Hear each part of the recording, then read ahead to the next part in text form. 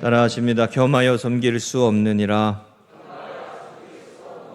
누가복음 16장 1절 13절 하나님의 말씀으로 받으시고 은혜 되시기를 바랍니다. 히브리서 4장 2절에 이 말씀이 있습니다. 그들과 같이 우리도 복음 전함을 받은 자들이나 들은 바 그 말씀이 그들에게 유익하지 못한 것은 듣는 자가 믿음과 결부시키지 아니함이라. 아멘. 들은 바 그 말씀이 그들에게 유익하지 못한 것은 듣는 자가 믿음과 결부시키지 아니함이라 라고 했습니다. 하나님의 말씀에 믿음으로 반응할 때 하나님의 말씀을 믿음으로 받고 그 믿음으로 순종하며 나아갈 때 열매 있는 삶을 맺을 수 있다는 말씀이 됩니다. 오늘도 하나님의 말씀에 믿음으로 순종하며 따라가며 반응하며 실천할 수 있는 우리 성도님들이 되시기를 축복합니다. 누가복음 16장에서 예수님께서 불의한 청지기의 비유를 통해서 재정에 대한 말씀을 하셨습니다. 이 재정에 대한 말씀도 믿음으로 우리가 받아야 합니다. 이 재정에 대한 말씀이 사실은 성경에 자주 나옵니다. 예수님은 다시 이 말씀을 하시면서 우리의 믿음의 생활에서 재정의 훈련이 되어야 한다는 것을 분명하게 가르쳐 주시고 있습니다. 저는 자기가 쓸 것을 다 쓰면서 하나님 앞에 드리는 것에 인색한 사람들을 종종 보았습니다. 신앙생활을 하지만 자기가 하고 싶은 것은 다 합니다. 그러나 하나님 앞에는 인색하고 하나님 앞엔 드릴 줄을 모릅니다. 죄송하지만 그런 분들은 하나님의 은혜, 더 큰 은혜를 경험할 수 없는 분들입니다. 겉으로는 믿음이 좋을 수 있는 것 같으나 그러나 하나님 앞에 재정적 헌신을 하지 못하는 분들은 마찬가지로 결정적일 때 하나님의 것을 택하는 믿음의 반응을 하지 못하고 현실적으로 내게 유익한 것을 택하는 불신앙적인 선택으로 흘러가 버리기 쉬운 것이 사실입니다. 여러분이 믿음의 반응이라고 하는 것이 재정의 훈련과 연관되어 있다라고 하는 말씀을 귀담아서 들어보시기를 바랍니다. 하나님의 은혜에 합당한 삶으로 믿음으로 반응하며 살아갈 때 우리가 결정적인 순간에 하나님의 것을 택하느냐, 나의 생각과 나의 판단과 육신의 욕망을 쫓아 살아가느냐, 이 둘 사이에서 선택해야 될 때가 있습니다. 우리의 신앙과 믿음의 걸음에는 하나님 앞에 평상시에는 믿음으로 잘 사는 것 같다가도 결정적인 순간에 하나님의 것을, 하나님의 나라와 영광을 위해서 살지 못하는 경우, 그 길을 택하지 못하는 경우가 종종 있습니다. 재정의 훈련에 대한 이 말씀을 하시면서 예수님은 우리에게 이 부분을 가르치시는 것입니다. 실제로 사역자들 중에도 재정 훈련이 되지 않아서 어려워하는 경우를 종종 보았습니다. 부목사님들 같은 경우가 노동조합을 만들어서 자기들도 근로자 취급을 해달라고, 자기들도 받아야 될 임금을 받아야 되겠다라고 그렇게 말하는 분들이 종종 있습니다. 근데 저는 그분들에게 항상 그런 얘기를 해주고 싶습니다. 왜 교회 와서 사례를 받느라고 사례를가 아닌 임금을 요구하냐고. 임금을 받을 거면은 그냥 세상 직업을 택하고 돈이 목적이라면 다른 일을 하라고. 임금이 목적이라면 돈을 많이 버는 거를 위해서 사역을 하는 건 아니지 않느냐고. 사역을 하기 위해, 하나님의 뜻을 이루어가기 위해, 교회를 세우기 위해, 믿음의 사람을 세우기 위해, 복음을 전하기 위해 헌신하고 섬기고 수고하고 그거에 대한 사례를 받는 것이지 임금을 받는 것이 아니지 않느냐고 그 얘기를 해줍니다. 이 부분에도 재정 훈련이 되지 않는 거예요. 자기가 일했으니까 자기가 마땅히 받아야 한다고 그렇게 생각하는 경우가 종종 있습니다. 이 재정 훈련이라고 하는 것이 그만큼 쉽지 않은 일이라는 겁니다. 예수님은 누가복음 12장 15절에서 어리석은 부자의 비유를 말씀하시면서 이 말씀을 하셨습니다. 삼가 모든 탐심을 물리치라. 사람의 생명이 그 소유에 넉넉한 데 있지 아니하니라. 할렐루야. 사람의 생명이 그 소유에 넉넉한 데 있지 아니하다 그랬어요. 그리고 어리석은 부자를 이렇게 표현했어요. 자기를 위하여 재물을 쌓아두고 하나님께 대하여 부여하지 못한 자가 이와 같으니라. 하나님께 대하여 부여하지 못한 사람을 어리석은 부자라고 했습니다. 재정을 가지고 하나님의 영광을 위하여 드릴 줄 모르고 재정의 주인이 하나님이심을 고백하지 못하는 신앙을 말하는 것입니다. 어리석은 부자로 머물지 말고 자신의 것을 가지고 하나님의 나라와 영광을 위해서 쓰임받는 하나님의 사람들로 살아갈 때, 그렇게 믿음으로 반응하며 나아갈 때 하나님이 우리를 통해서 아름다운 열매를 맺게 하시는 줄로 믿으시기를 바랍니다. 이 재정에 대한 말씀은 항상 어려워요. 저는 늘 이 재정에 대한 말씀을 설교하기를 어려워하는데 오늘 본문의 말씀은 이 부분에 대한 말씀이에요. 누가복음 16장에서 예수님께서 불의한 청지기 비유를 통해서도 우리에게 이 말씀을 가르치시는 내용은 분명하고 단호합니다. 우리가 두 주인을 섬길 수 없다는 거예요. 두 마음을 품고 하나님 나라를 위해 살 수 없다는 거예요. 하나님의 나라를 위해 하나님을 위해 살아가는 삶에 두 마음을 품을 수 없다는 거예요. 하나님을 택할 것인지 세상을 택할 것인지 세상에서 풍요롭게 살아가는 재물을 택할 것인지 둘 중에 하나를 택해야 된다는 거예요. 여러분, 우리가 결정적인 순간에 하나님의 것을 택하고 결정적인 순간에 믿음으로 반응하고 결정적인 순간에 하나님의 나라와 영광을 위해서 믿음의 길을 걸어갈 수 있는 분들이 되시기를 주의 이름으로 부탁합니다. 그래야 하나님이 맺게 하시는 아름다운 열매를 맺을 수 있어요. 저는 이런 경우를 종종 봤습니다. 신앙이 되게 좋은 것 같아요. 그런데 결정적인 순간에는 하나님이 기뻐하시는 삶을 택하지를 못해요. 반대로 어떤 면에서 보면 좀 허술해 보이기도 하는데 결정적인 순간에 하나님이 원하시는 것을 택하는 사람들이 있습니다. 그런데 그 삶이 달라요, 길이. 여러분, 그 열매도 다른 거예요. 달라지는 거예요. 이 세상에서 가장 귀하다는 것 가지고 하나님을 위해서 살고 하나님의 영광을 위해서 쓰고 하나님이 기뻐하시는 삶으로 살아가며 재정을 통해서 하나님께서 영광을 돌리며 아름다운 열매를 맺을 수 있는 우리 금성교회 믿음의 가정들이 되시기를 주의 이름으로 축복합니다. 두 가지 말씀 나눕니다. 따라하십니다. 지극히 작은 것에 충성된 자, 작은 것부터 충성해야 합니다. 작은 것에 충성하지 못하는 사람은 큰 것에도 충성하지 못합니다. 작은 것에 헌신하지 못하는 사람은 큰 것에도 헌신하지 못합니다. 오늘 우리가 읽은 이 본문의 말씀을 9절, 10절, 12절을 가만히 읽어보면 재물을 작은 거라고 표현하다는 것이 상당히 놀라워요. 우리는 세상을 살면서 재정이 되게 중요한 거잖아요. 그렇지 않습니까? 그런데 여기 9절, 10절, 11절의 말씀에 보면 예수님이 이 부분을 작은 거라고 표현하세요. 작은 거라고. 이게 되게 놀라워요. 이 비유의 말씀은 불의한 청지기가 자기가 잘못해놓고서는 주인에게 들켜가지고 쫓겨날 때가 되니까 자기가 할 수 있는 수단을 부렸다는 것을 말하거든요. 그래서 불의한 청지기라고 그러고 예수님도 이 청지기를 옳지 않은 청지기라고 표현했습니다. 자기가 쫓겨날 줄을 알고 주인의 것을 탕감해 주는 역할을 했다는 거예요. 그런데 그 주인이 그 모습을 보고 오히려 지혜롭다라고 칭찬했다는 겁니다. 그런데 이것처럼 세상 사람도 어떻게 보면 교활하게 자신의 미래를 위해서 재정을 자기 것도 아닌 주인의 것을 이렇게 활용할 줄 알면서 빛의 자녀인 너희가 어떻게 불의한 재물로 하나님의 영광을 위해서 사용할 줄 모르느냐. 잠시 있다가 없어져 사라져버리는 재물인데 그걸 가지고 하나님의 나라와 영광을 위해서 쓸 줄을 모르느냐라고 도전하시는 말씀이에요. 이 세상에 가장 중요하다는 걸 가지고 하나님의 영광을 위해서 사용할 줄 모르는 사람이 어떻게 하나님 앞에 온전한 모습으로 살아갈 수 있느냐라고 도전하시는 말씀이에요. 세상에서도 불의한 청지기조차 자신의 미래를 위해 준비하며 재정을 활용할 줄 안다는 거예요. 오히려 우리가 빛의 자녀라는 우리들이 이 세상에서 가장 중요한 것을 가지고 가장 지혜롭게 하나님의 나라와 영광을 위해서 쓸 수 있어야 한다는 것입니다. 할렐루야, 할렐루야. 저를 좀 보세요. 11절 말씀을 보세요. 11절. 너희가 만일 불의한 재물에도 충성하지 아니하면 누가 참된 것으로 너희에게 맡기겠느냐 이랬습니다. 저는 이 11절 말씀이 눈에 확 들어왔어요. 한번 따라하시죠. 누가 참된 것으로 너희에게 맡기겠느냐.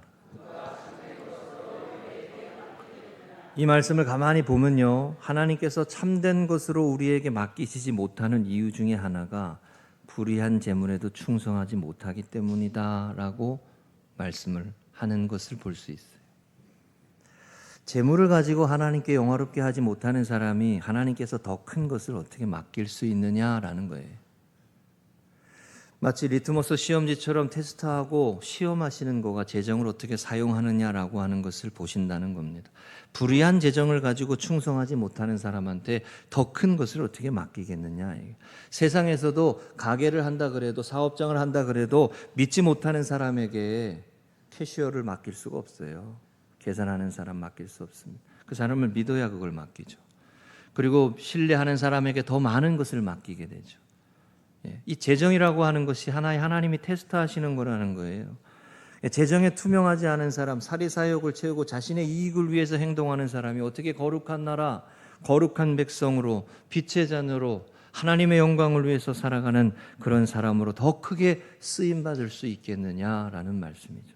작은 것에 충성하지 못하는 사람이 어떻게 큰 곳에, 더 큰 일에, 더 큰 하나님의 나라에 쓰임 받을 수 있겠느냐라는 말씀이에요. 여러분, 우리 금성교회가 더 크게 쓰임 받는 교회가 되시기를 축복합니다. 더 큰 일을 맡길 수 있는 교회가 될 수 있기를 축복합니다. 할렐루야. 제가 아버님이 원로 목사님이시기도 하고 그러니까 지난번에 원로 목사님 위로회에 갔다 오면서 무슨 생각을 했냐면, 하나님 더 귀하게 쓰임 받을 수 있으면 우리 교회가 연에 있는 모든 원로 목사님을 초청해가지고 그래가지고 식사 대접도 하고 용돈도 드리고 그렇게 하면 얼마나 좋을까요? 그래서 아버지한테 그런 얘기를 한번 했어요. 그러니까 우리 아버님 반응이 뭔지 아세요? 야, 하지마 하고 돈 많이 들어. 그러시더라고요. 그거 쉽게 할 수 있는 게 아니야. 저도 알아요. 근데 이제 그런 마음이 든다는 거죠. 그런 마음이 든다. 그래서 우리 지방 원로 목사님은 한번 해볼까? 우리 지방 원로 목사님들 정도는 우리 교회가 한번 할 수 있겠다. 제가 뭐 감리사도 되고 그랬으니까 그렇게 기도해보고 있어요. 여러분, 우리 목회자의 세계에서는 이런 게 있습니다. 나이가 많으신 목사님들이 교회를, 우리 장로님들도 마찬가지, 어느 교회에 어떤 목사님이 은퇴하시고 이제 후임을 세워야 된다라고 할 때 그 교회를 감당할 수 있는 후임 목사님이 누가 있을까 이렇게 찾아요. 안 찾겠어요? 찾잖아요. 목사님들도 찾고 장로님들도 찾을 거 아니에요. 그러면 그 찾는 분들 중에 어떤 분이 저분을 그 교회에 세우면 그 교회가 부흥하고 잘 세워지겠다라고 생각할까요? 작은 일에도 충성한 종을 세우는 겁니다. 그렇죠? 여러분, 사업장에도 마찬가지잖아요. 사업장에도 작은 일에 충성한 사람에게 더 큰 일을 맡긴다는 거 아닙니까? 그래서 저는 그런 게 느껴져요. 너 한번 해봐. 제가 몇 번 말씀드리지만 새벽에도 하나님께서 저한테 그래 보시는 거예요. 너 한번 해봐. 너 한번 교회를 부흥시켜봐. 너 한번 영혼을 구원하고 교회를 온전하게 하고 거룩하게 세워봐. 하나님이 저한테 그렇게 맡기시는 거예요. 마찬가지예요. 이 말씀을 그렇게 말씀하시는 거예요. 하나님의 나라를 위해서 자신의 재정을 드릴 줄 모르고 헌신할 줄 모르는 사람이 어떻게 더 크게 쓰임 받을 수 있겠느냐라고 하는 거예요. 여러분, 우리 김성민 전사님이 이제 내년에 안수 받아요. 내년에 안수 받잖아요. 이제 결혼을 하면 보낼 거예요. 결혼을 하지 않으면 안 보낼 거예요. 결혼을 하면 이제 보낼 건데, 우리 지방의 우리 연회의 목사님들이 이렇게 보고 성민 전사님을 데리고 가면 교회를 부흥시킬 수 있겠구나, 뽑혀가는 은혜가 있을 수 있도록 기도하시기 바랍니다. 그렇게 되는 게 맞는 거예요. 그렇잖아요? 사람을 찾는다고요. 하나님도 사람을 찾고 사람들도 사람을 찾아요. 그 일을 맡길 만한 사람이 누구냐 찾잖아요. 그런데 그 사람은 작은 일에 충성하는 사람이에요. 작은 교회라도 그곳에서 하나님 나라 위해서 섬기고 헌신하고 자신이 해야 할 일을 하고 자신이 감당해야 할 일을 하는 사람을 더 크게, 더 큰 바운드리에서, 더 큰 역량에서 해보라고 하나님 맡기시지, 여기서도 못하는데 여기서를 어떻게 맡겨? 여기서도 못하면, 작은 일에 충성되면 하나님 앞에서 큰 일을 맡길 수 있는 거예요. 예수님이 이런 말씀하시는 거예요. 11절 다시 보세요. 너희가 만일 불의한 재물에도 충성하지 아니하면 누가 참된 것으로 너희에게 맡기겠느냐? 누가 참된 것으로 너희에게 맡기겠느냐? 할렐루야. 여러분, 이 재정 훈련이 하나님이 테스트하시는 거라는 걸 아셔야 돼요. 이 부분을 하나님이 보신다는 말이죠. 겉으로 포장하고 겉으로 이렇게 하고 겉으로 신앙생활 잘하는 것 같고 그거 아니에요. 하루하루 말씀을 붙들고 믿음으로 살고 하루하루 자신에게 주어진 자리에서 최선을 다하고 하루하루 자기에게 맡겨주신 가정들과 믿음의 사람들과 거룩한 나라를 위해서 믿음의 선한 싸움을 싸우고 은혜로 살고 말씀을 붙들고 살고 소망하며 살고 견디고 기다리고 바라보고 믿음으로 살아가는 사람을 하나님께서 더 크게 너 한번 해봐 라고 기회를 주신단 말이죠.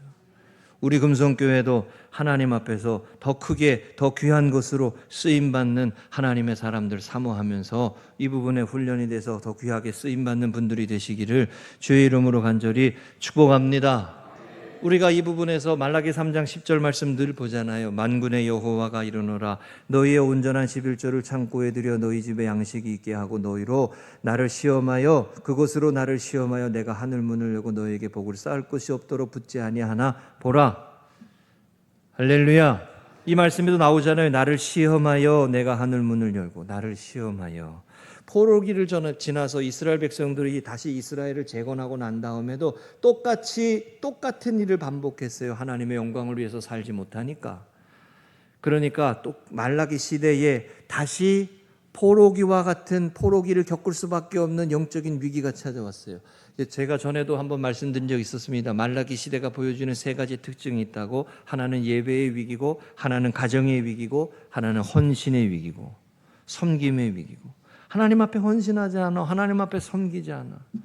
여러분, 우리 금성교회는 마지막 때까지 열심히 섬기고 열심히 헌신하고, 작은 것이라도 하나님 앞에 귀하게 쓰임받기를 사모하고, 그런 믿음의 가정이 되셔서 그 가정을 하나님이 기뻐하시고 귀한 것으로 채워주시기를 기뻐하시고 축복하시는 줄로 믿습니다. 할렐루야. 이 재정의 훈련이 그래서 중요합니다. 최근에 프랑스가 국가 재정 위기에 놓여 있다는 말을 듣습니다. 프랑스가 국가 재정이 수입보다 지출이 더 많은지 오래됐다는 거예요. 그래가지고 국민 폭동이 일어나가지고 한인 가게가 타버렸다는 소식 기사도 봤습니다. 우리나라하고 국민성에서 약간 차이가 있는 것 같아요.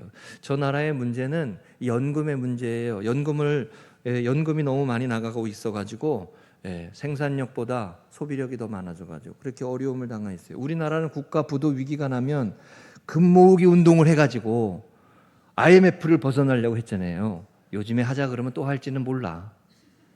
근데 그런 일이 일어나면 교회가 앞장서야 돼요, 말아야 돼요? 에? 교회가 앞장서야죠. 교회가 앞장서고 국가의 위기인데. 근데 저 나라는, 프랑스는 국가가 부도가 되든 말든 왜 국가 공휴일을 줄이느냐고 데모하고 있어. 내가 보기에는 망할 정도야.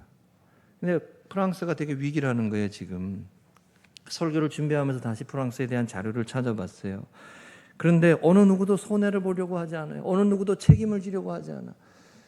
나이가 어린 청년들이나 어른인 노년들이나 전부 다 국가가 부도가 나게 됐는데, 부도 직전인데 뭐 하루아침에 망하진 않겠지만 위기라고 하는데 왜 우리가 손해를 봐야 되느냐고 데모하고 있어요. 저 국가가 회복될 가능성이 있을까 심히 걱정이 돼요. 근데 저 나라 하나의 문제가 아니라 다 연쇄 반응이 일어나니까 우리에게도 이제 어려움이 오는 거죠. 여러분, 어느 누구도 헌신하지 않고 어느 누구도 자신의 삶을 바꾸려고 하지 않고 어느 누구도 섬기려고 하지 아니하고, 그런데 어떻게 쓰임 받고 어떻게 세워지고 어떻게 건설적으로 미래를 향해 나아갈 수가 있는 것입니까?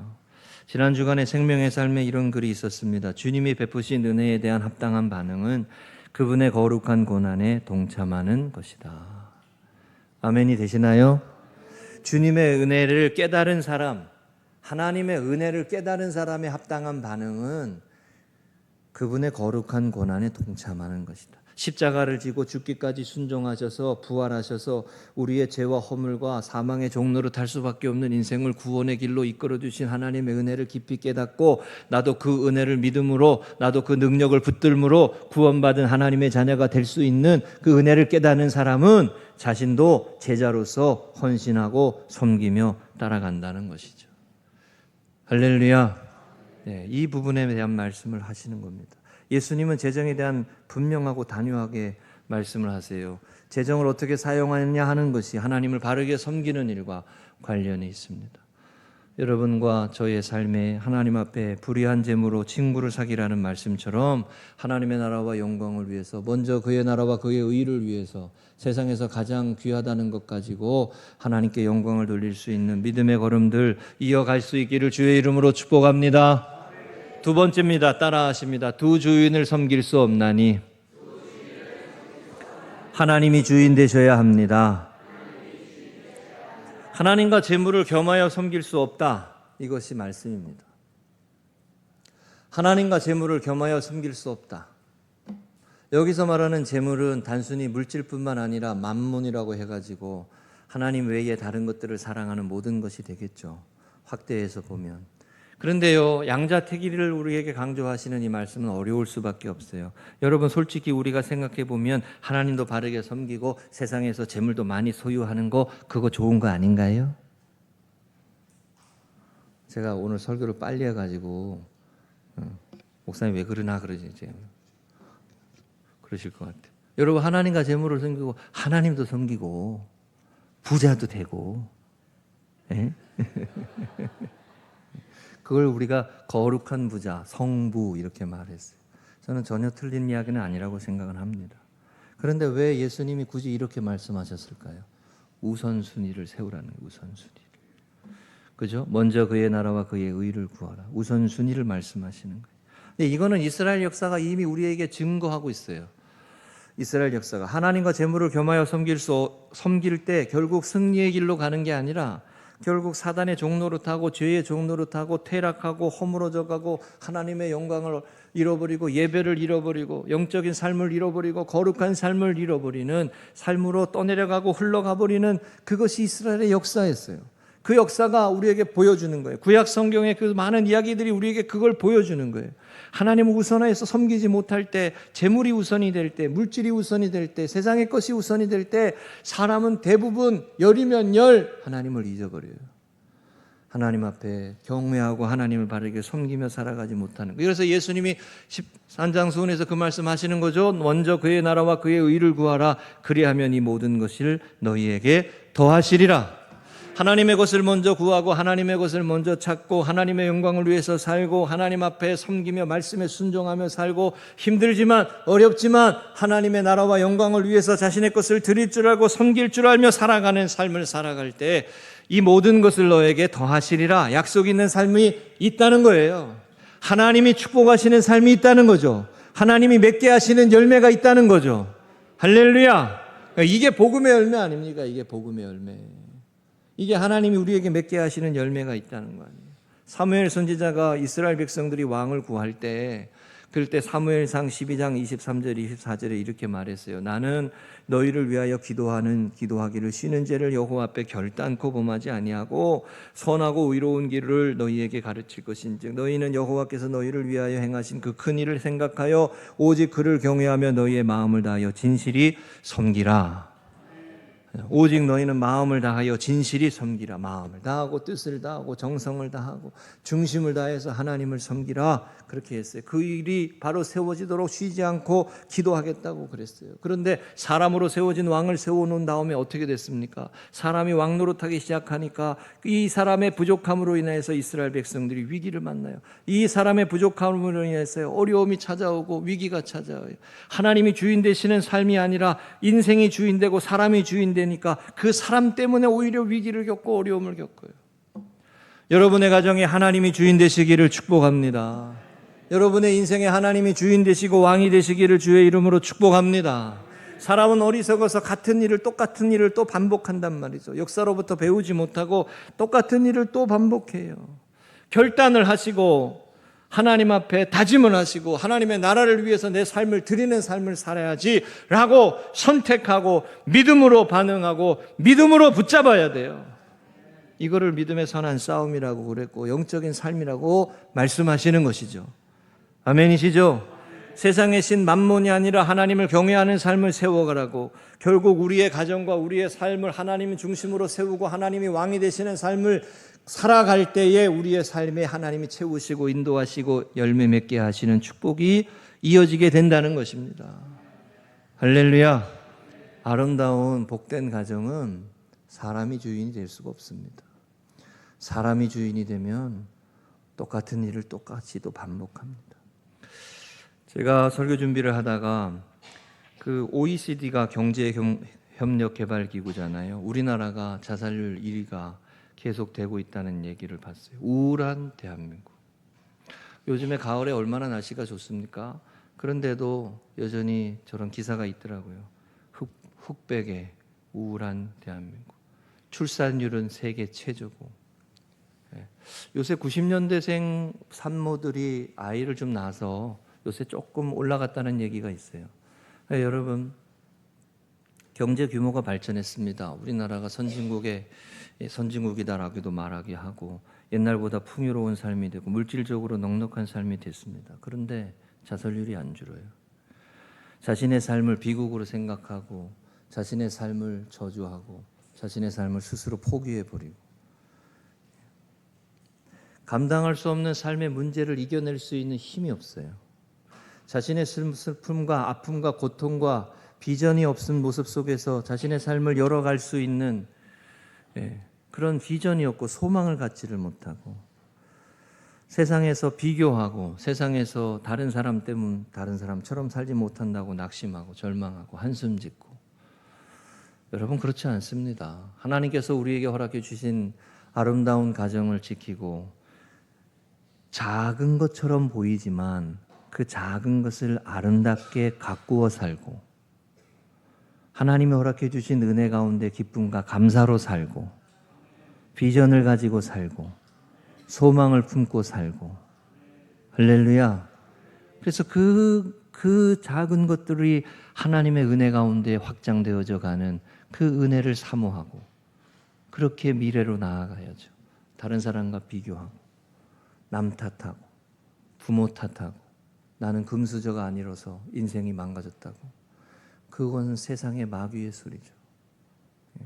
세상은 풍요로웠지만 여전히 우리가 살아가는 삶의 모습에는 이 어두운 면이 있다는 거예요. 여러분, 우리가 최근에 로마서 말씀을 읽고 있는데 우리에게 승리를 주시는 분 예수 그리스도, 우리에게 승리를 주시는 분 하나님 아버지, 우리가 절망 가운데 생명의 삶을 살게 하시는 분 하나님, 부활하셔서 우리에게 새한 소망이 되시고 우리의 삶을 이끌어 주시고 슬픔을 만날 때, 고난을 만날 때, 환난을 만날 때도 이기게 하시고 능력 있게 하시고 소망 있게 하셔서 살아가게 하시는 분, 그 하나님을 찬양하며 살아가는 삶이, 그 하나님을 영화롭게 하며 살아가는 삶이 축복의 삶을 살게 될 줄로 믿습니다. 할렐루야.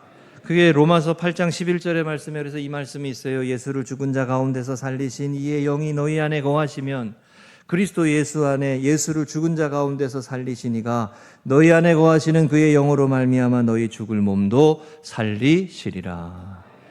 할렐루야. 성령의 역사로 너희의 죽을 몸도 살리시리라. 사망의 종로로 탈 수밖에 없는 인생이라는 거예요. 어둠과 슬픔과 절망 가운데 휩쓸려 살아갈 수밖에 없는 인생이에요.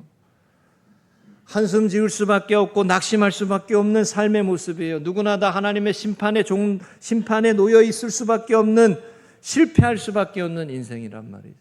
그런데 하나님께서 예수 그리스도 안에서 우리에게 믿음으로 하나님의 그 은혜의 역사를 믿음으로 소망의 삶을 살게 하시고 승리의 길로 나아가게 하시고 하나님의 영광을 바라고 즐거워하게 하시고 기뻐하게 하시고 감사하게 하시고 믿음으로 하나님의 역사를 붙들고 나아가는 삶에 이와 같이 승리하는 삶으로 우리를 이끌어 주심을 말씀하시는 거예요. 이게 복음입니다. 복음.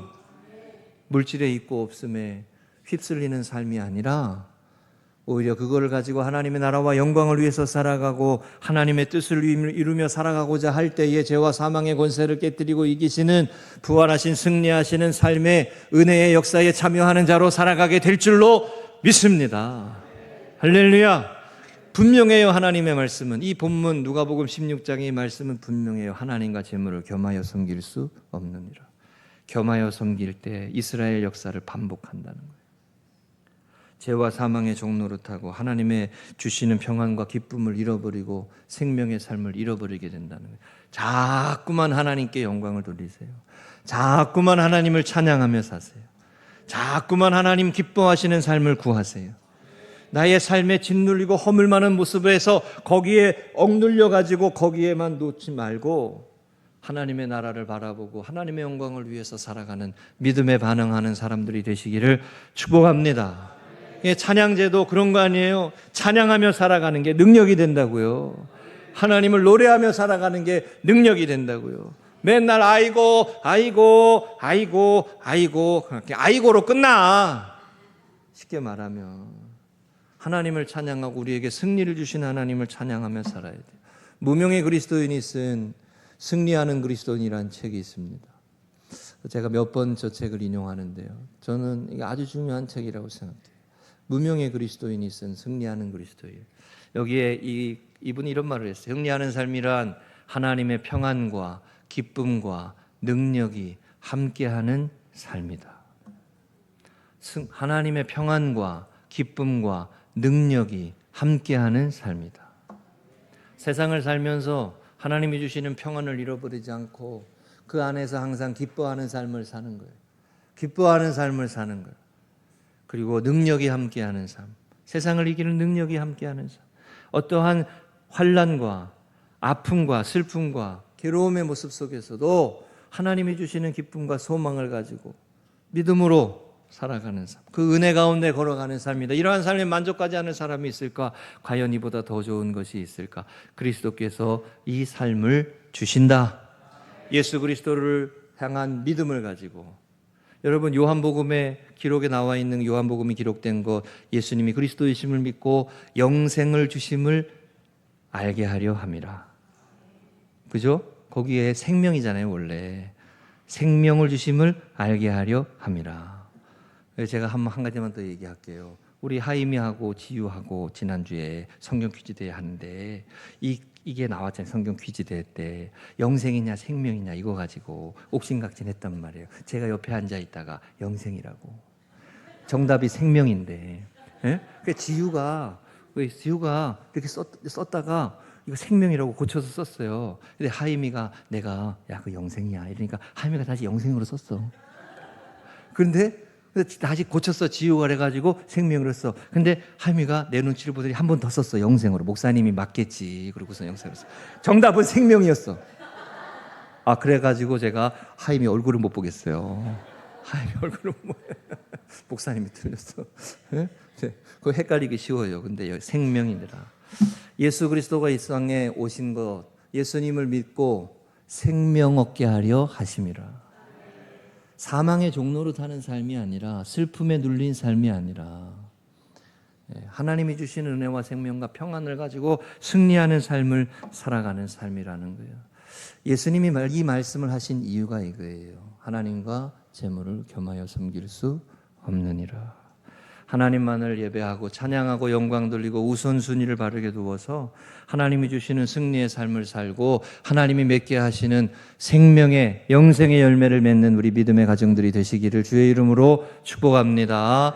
지난 9월 19일 날 로마서 8장 1절 11절 생명의 삶 오늘의 기도 다 같이 한번 읽겠습니다. 시작. 하나님 그리스도 예수 안에 있는 제게 결코 정죄함이 없다는 선언에 다시금 감격합니다. 더럽고 추한 것을 쫓던 옛사람의 삶을 떠나 성령의 이끄심을 따라 하나님을 기쁘시게 하는 삶으로 나아가게 하소서.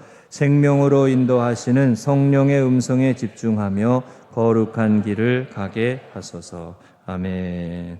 하나님 앞에 온전한 모습으로 거룩한 복된 가정에 복된 열매 맺을 수 있는 승리하는 가정 되시기를 축복합니다.